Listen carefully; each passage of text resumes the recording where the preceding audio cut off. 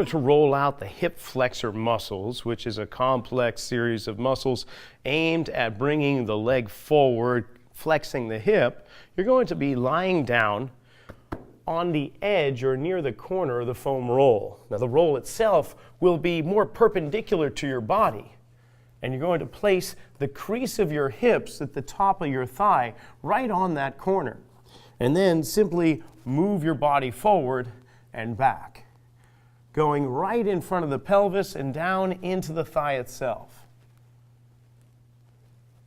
Take several passes. You can internally or externally rotate the leg to achieve a little different pressure in different areas.